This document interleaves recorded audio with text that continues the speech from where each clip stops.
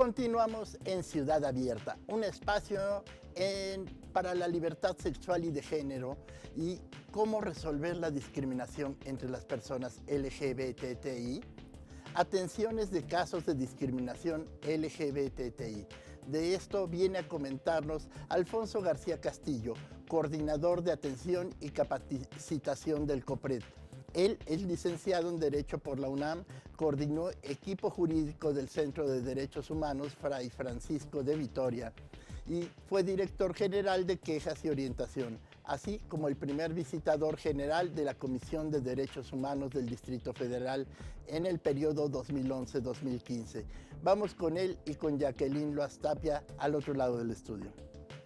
Gracias, doctor Volaski, por la presentación y muchas gracias a ti, Alfonso, por acompañarnos el día de hoy. Hoy hemos estado hablando de los avances de la diversidad sexual y de género, de las personas gay, lesbianas, bisexuales, transexuales, transgénero, transvesti e intersexuales. Pero hay una realidad allá afuera, en las calles cotidiana, y es esta conducta discriminatoria. ¿Cómo la ves tú que estás en el área de atención? ¿Sigue habiendo discriminación a la diversidad sexual y de género? Sí, mira, yo creo que cuando hablamos de los casos de discriminación, de ninguna forma debe de meritar los grandes avances que ha habido en esta ciudad a favor de la diversidad, de toda la población perteneciente a la diversidad sexual y de género. Sin embargo, hay conductas discriminatorias, se dan no solo en contra de la comunidad, sino pues, contra distintos grupos de población. En el caso de la comunidad LGBTI, pues bueno, tenemos casos, sí, muy claros de discriminación, principalmente, pues bueno, por la identidad, por la orientación, por la manera de expresarse, distintos casos que como parte del equipo de atención de COPRED, y bueno, como COPRED en general, atendemos, recibimos, investigamos y en su momento determinamos la existencia o no de la discriminación. ¿Cuál es el grupo de la diversidad sexual y de la diversidad de género que más sufren estas conductas discriminatorias? Me pasa algo muy interesante con los casos. Tenemos en primer lugar de quejas recibidas o reclamaciones de solicitudes de atención al grupo de hombres gay. Sin embargo, no podríamos asegurar que es el grupo más afectado. También podemos pensar, o bueno, podemos hacer un análisis que es tal vez uno de los grupos más visibilizados y que también el hecho de que sean el grupo que más se acerca a COPRED es como parte de esta cultura donde los estereotipos de cómo ser hombre, ¿no? Y de cómo se debe comportar el hombre generan un trato discriminatorio hacia la población gay. Sin embargo, también algo que tenemos muy ubicado es que la población trans, especialmente mujeres trans, son víctimas de los casos más violentos, más agresivos, ¿no? Entonces, en cuanto a números, tenemos a la población de hombres gay, pero en cuanto a casos, en el nivel de agresión del que son objeto, podríamos ubicar a las mujeres trans, ¿no? Fíjate que tú ahorita dijiste algo muy interesante. Dices que principalmente son los hombres gays los que se acercan al consejo y se acercan porque esta forma de las nuevas masculinidades o esta manera de ser hombre hace ruido a quien no es un hombre gay o bisexual o un hombre trans. ¿Y dónde se da principalmente esta conducta? Mira, ¿en dónde se quejan? Sí, principalmente en el ámbito laboral. Y la mayor parte de nuestras quejas se dan en el ámbito laboral. Es en ese espacio, en el espacio de trabajo, donde tanto hombres como mujeres, son víctimas de agresiones o de conductas discriminatorias por parte de compañeros de trabajo o por parte de las personas jerárquicamente superiores.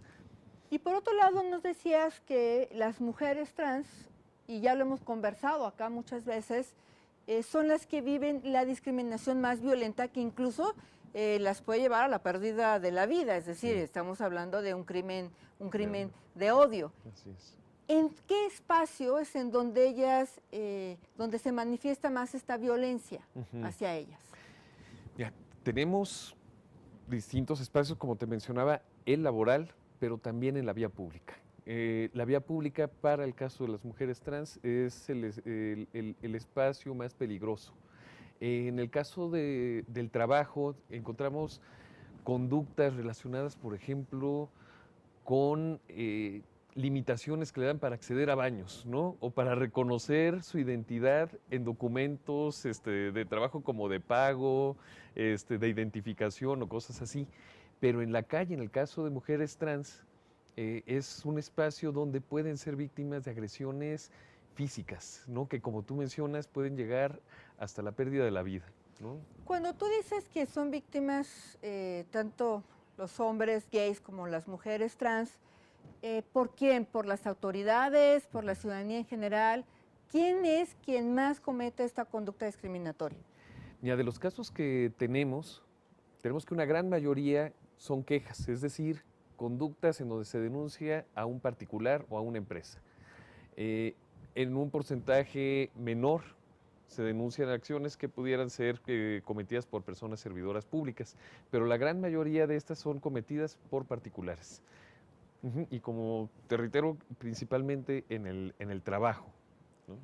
Me pregunto qué sucede con las otras identidades y con las otras diversidad sexual que hay. ¿Qué pasa? ¿No se les discrimina? ¿No lo reconocen? ¿No van? ¿Por qué mencionas principalmente estos y los otros no? No, y eso, y perdón por la omisión, porque el hecho de que tengamos, sí, o sea, que en primer lugar, digamos, de denuncias presentadas, que sea el grupo que más presenta hombres gay, no significa que no tengamos denuncias por parte de mujeres lesbianas, de personas trans, ya sea transgénero, transexuales, travestis. Tenemos, o sea, digamos, del conjunto de grupos de la diversidad, tenemos denuncias, lamentablemente. Denuncias que pueden ser quejas, reclamaciones, y digamos, por ejemplo, por parte de mujeres lesbianas tenemos casos de igual forma en el trabajo, pero también tenemos quejas, por ejemplo, contra entidades escolares, ¿no? Contra escuelas y mujeres lesbianas. Tenemos casos... de que no permiten que sus hijos entren a las escuelas. Exactamente, Familias lesbomaternales. Exactamente, familias lesbomaternales que perciben un rechazo al momento de que solicitan el ingreso de sus hijas o de sus hijos a la escuela, ¿no? Y pues por supuesto ese es un caso que COPRED que atiende. Por otra parte, tenemos, pues sí, o sea, denuncias por parte de personas bisexuales y la comunidad transgénero, transexual.